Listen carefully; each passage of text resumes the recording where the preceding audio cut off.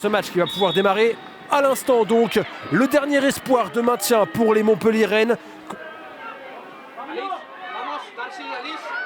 Chichadouvier, Lorna Chichadouvier qui va centrer en retrait et l'ouverture du score de la part de Corbin Schreier, parfaitement servi par la jeune Lorna Chichadouvier, et l'OL qui prend la tête déjà dans cette rencontre. Après quelques petites minutes de jeu, on avait eu une première occasion quelques instants auparavant. La deuxième est la bonne, grâce à Corbin Schreier et à Lorna Chichadouvier. La bonne remise en jeu au départ de Sarah Rougeron.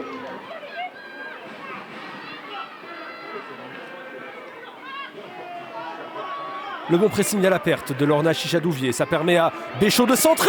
Oh, Roman Rafalski, quel but magnifique! Le centre de Vicky Béchaud est parfait. Et que dire de la reprise de Roman Rafalski qui marque déjà le second but lyonnais. Un but parfaitement amené.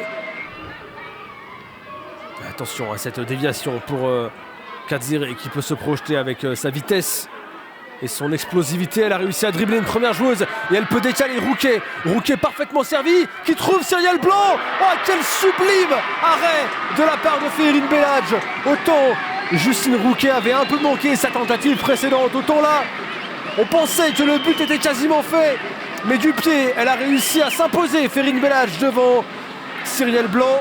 Ça, c'est un vrai excellent arrêt. Marion Torrent pour le corner montpelliérain. Oh, il est parfaitement repris ce ballon, quel but sublime inscrit par les Montpelliéraines. Ce très beau corner de Marion Torrent, et derrière on s'est un petit peu regardé. Côté lyonnais, il y avait c'est Judith Coquet, me semble-t-il, qui vient inscrire ce but.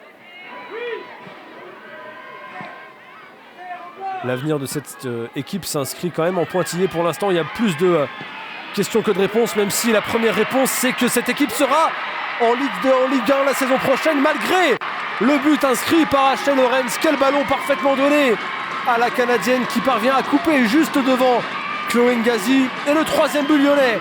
Très joli ballon de Lily Johannes. Ouverture parfaite, on a un petit peu laissé partir la Canadienne.